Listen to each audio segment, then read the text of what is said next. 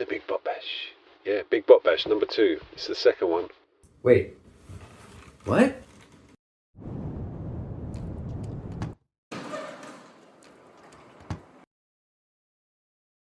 Hi there. Thanks for joining me today. It's apparently Big Bot Bash time again. That is when Bill Making Stuff invites a bunch of crafters to make robots out of trash. Last year was the first year, and I made this guy with his big gun. I didn't get an invite again this year, which is fine. I'm sure it just got lost in the high Kansas winds that we've been having. Yeah, I'm sure that's it.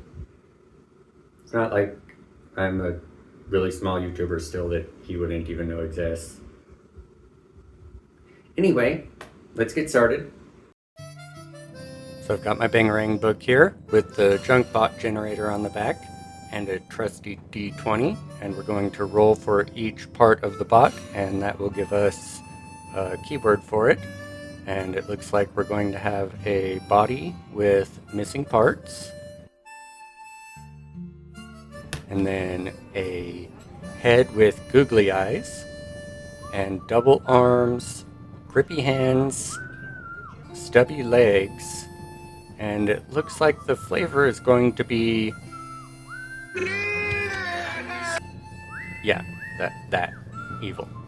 Should be interesting. Alright, now we've got our keywords rolled up, so I think I know where we want to go with this. So let's get crafting, and hopefully my invite will arrive before too long. Oh, this must be it. Let's see here. We've been trying to reach you about your bot's extended warranty.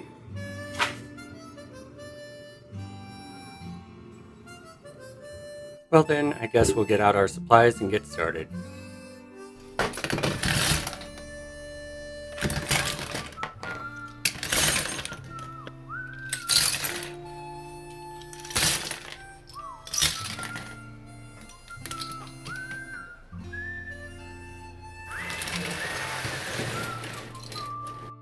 So my thought here is, since I have missing parts and double arms and stumpy legs, I'm thinking maybe this is the quartermaster or armorer for a bot arena, and it originally had more than just the 4 arms, and they've fallen off over time. But I'm thinking just a sort of cylindrical robot that spins around to retrieve and give out weapons and such. So I have this phone stand piece here that I'm disassembling in order to make its main body. Had to break out the cutters and just kind of force some stuff apart, but that's not a big deal. I had to take off this metal clip thing because it was protruding out the bottom in annoying ways that would have made for not so stubby legs. And I'm thinking, if I'm going to have missing parts, I want the interior of the robot to look pretty interesting. So I have this old screwdriver that's kind of useless, and I'm going to put it in the center of the robot for a bit of visual appeal. I obviously have to cut it down some, and it is pretty brittle plastic, so it cracks more than cuts, but the advantage to making something that's all beat up and missing parts and broken and such is it just adds to the aesthetic that I'm already going for.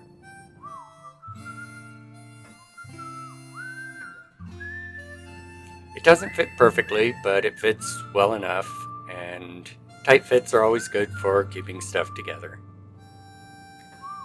I have this speaker and soundboard from a toy car. I have quite a few of them actually, but I'm just salvaging the wires off of this, being sure to cut the speaker to a point I still can use it someday maybe. Not that I ever think I actually will get around to that. The soundboard, I just kind of pulled off the solder. I don't really think I'll actually use it for its intended purpose. and just kind of fold up the wires and stuff them in there, just so it looks like there's something real going on in there. Glue it all in place.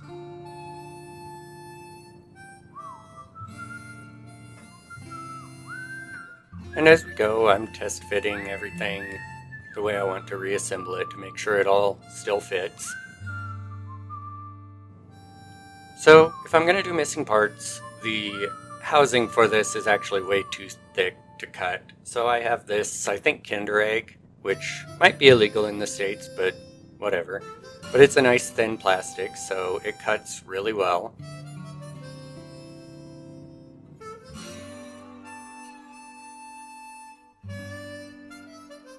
And it's about the right size, close enough.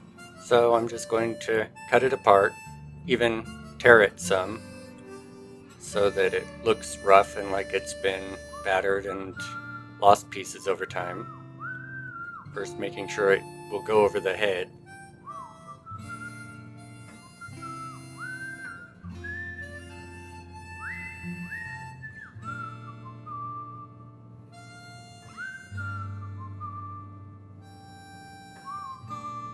Then I'm going to cut it into pieces so that I can just give it panels here and there.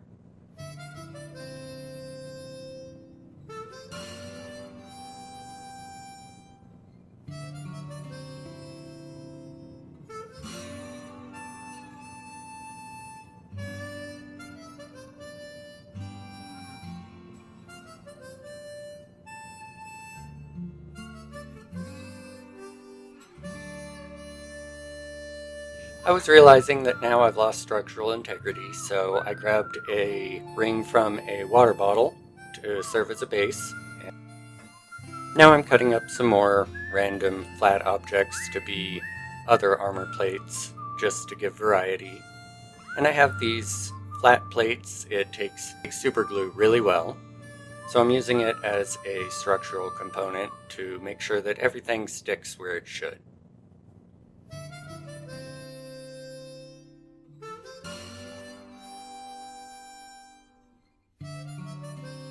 A few more types of panels.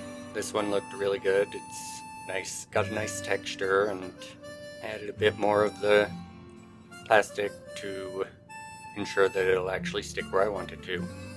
And we stick it all to the water bottle ring.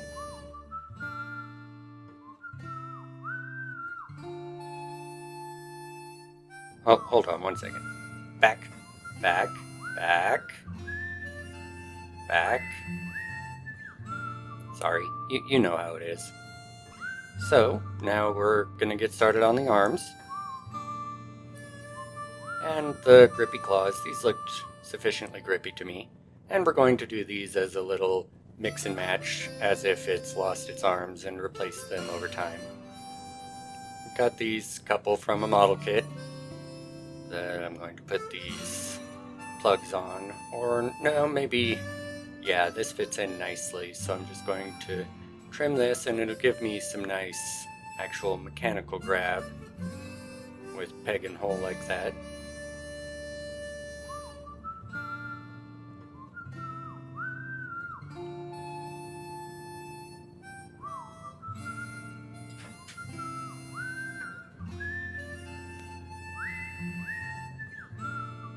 So those two are going to match. But then we have this excavator arm from a toy car, and this is from a model kit too. I think it's one of the landing struts from an X-Wing or something, but now it's an arm. And they'll both get these plugs as grippy arms after I cut a little notch in them to more easily and seamlessly fit onto the arms.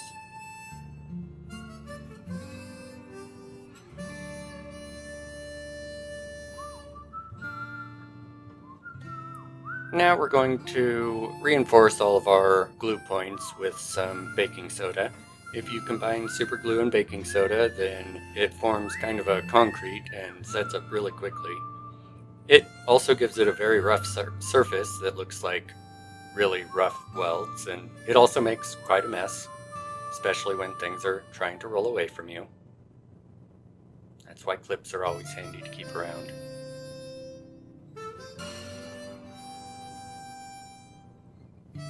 So we're just going to do this around all of the arms and reinforce them so they don't fall off too easily.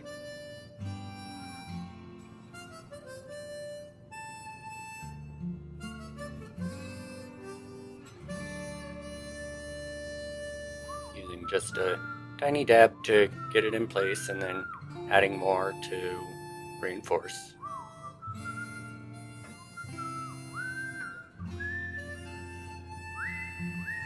These two arms I decided to put as if they're barely hanging on and making more of a mess, but they actually held on surprisingly well for how little contact point I ended up with.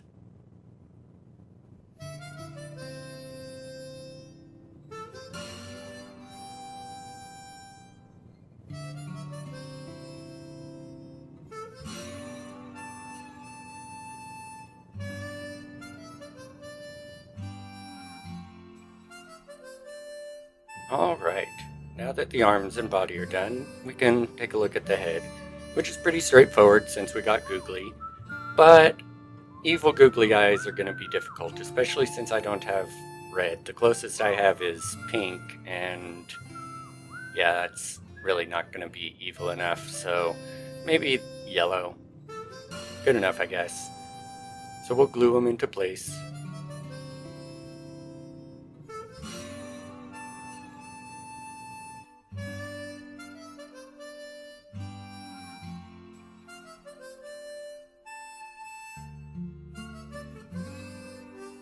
And now for the legs, and I found these network jacks that I have from work, and we're gonna try to see how they fit, because they're pretty stumpy legs, and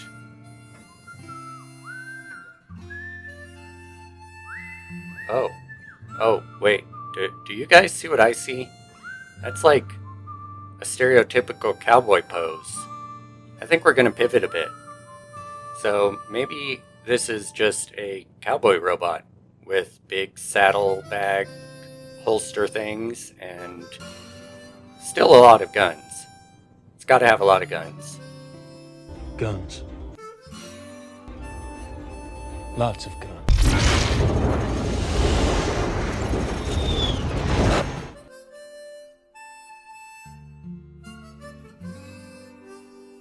Yeah, bit of a rocket launcher in there, no big deal. Some machine guns. Gotta get it aesthetically right side up, even if it doesn't make sense. And a missile. I like to think that he just kind of yeets it. Especially if he's spinning, just spin around and yeet it. Drop some super glue in there after we get our guns in there. Now we're going to add a few guns to his hands. The guns are 1/48 scale, they're a more realistic scale, but because of that, they do look a bit small. But I like to think the robot is actually to scale, and he's just a big robot. I love how the little guns look in his massive hands, especially when I then have this minigun in one of his hands that's so much bigger.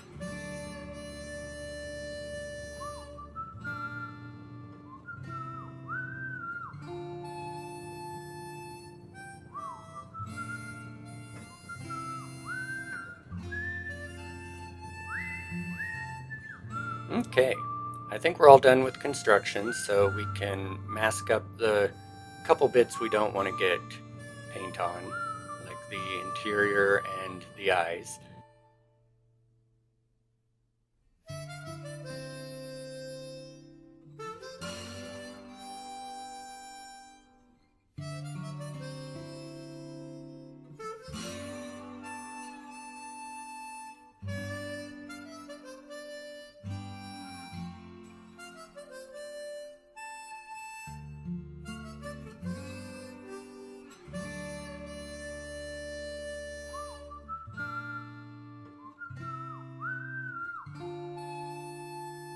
And we'll give it just a prime in a matte black so that we can actually get paint to stick on it, because some of of this smooth plastic probably wouldn't take paint very well. But before we get to painting, we have to unmask and reassemble it all.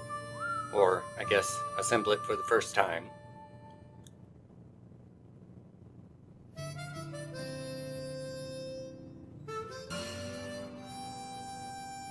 And this is where I realized that I hadn't been continuing to make sure everything fits. The head will not fit into the body. At first I thought it was just because of the eyes, so I took them off, figuring easy enough to put them back on. But even with them taken off, it still won't fit through. This top thing ended up being too stiff afterward, and too small, and all the glue bunched up kind of made it so it wouldn't fit even when I took that cap off. So I started trimming away at the excess glue to try to make room.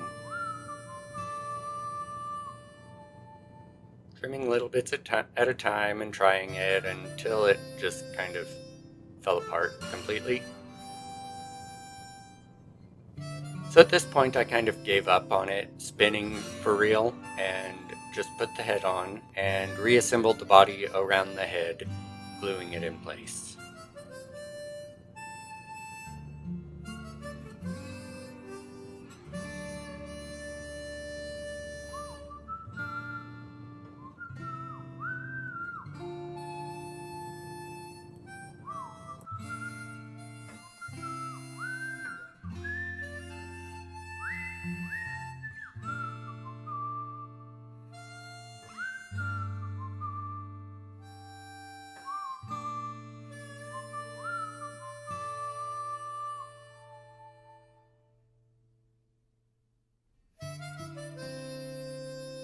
Gotta turn it to find the most aesthetically pleasing angle, because I realized that the body goes on sideways of what I thought it did. So the transparent bit is on the sides instead of the front and back, but we made it work. I like to think that if this were a boss battle, you would slowly blow off the plates with the arms, exposing the interior weak point.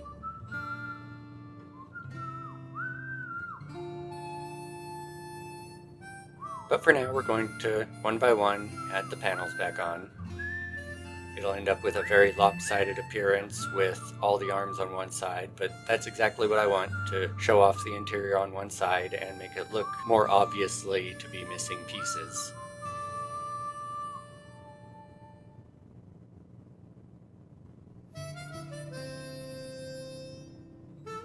So now we can re-add the eyes. The other thing with the head being sideways of what I thought is there's this big hole in the front, but I think it adds to the goofiness of the googly eyes, so I didn't fill it or anything, I just left it.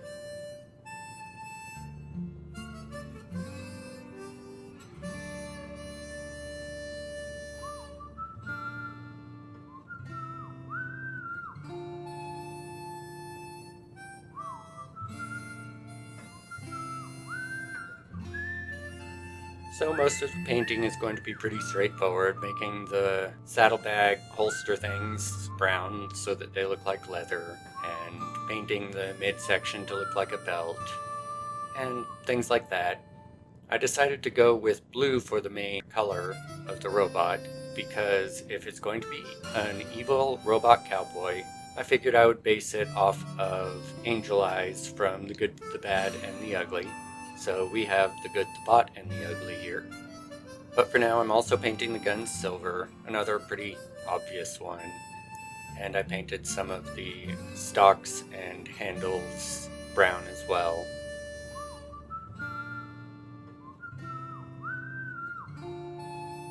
But as Bill does, since this is his collab, I guess I'll spend the painting time talking about the robot itself. I think this is a cowboy bandit robot. It is actually as big as it looks in comparison to the guns. Maybe it was originally a utility robot that served at a bar and eventually got tired of that life and decided to go on a rampage of robbing banks and robbing trains and all the standard stuff there. It doesn't do the greatest because of its little stubby legs, but it's big enough that it does do a lot of damage when it eventually gets into town. And it slowly deteriorated over time. Lots of fights and battles with sheriffs and would-be heroes, and it may not always come out on top, but it does live to fight another day. And it'll repair its arms as it can. But at this point, it ended up being one big self-reinforcing cycle. It has to rob to get money for parts, and it keeps losing parts when it goes in to rob people. So it's kind of stuck in this life now. But it doesn't mind. It has a lot of fun being evil.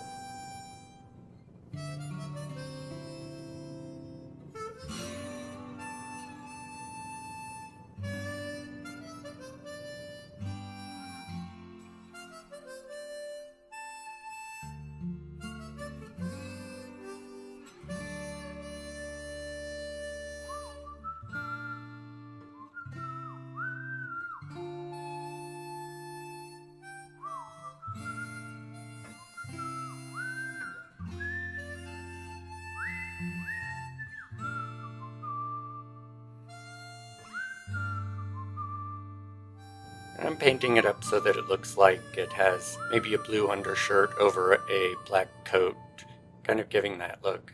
And then a bunch of washing grime. It's been out in the desert, it's grimy.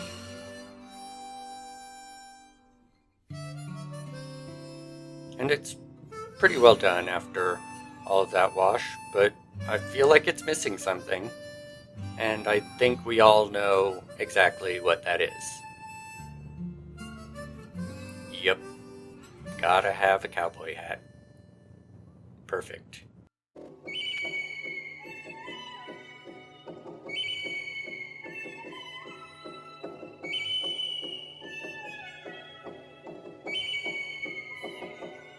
So, thank you for watching, and if you somehow found this video any way other than the Big Pot Bash playlist, then go ahead and look at the end card or down below to watch the other videos in that, and hopefully next year I'll be invited.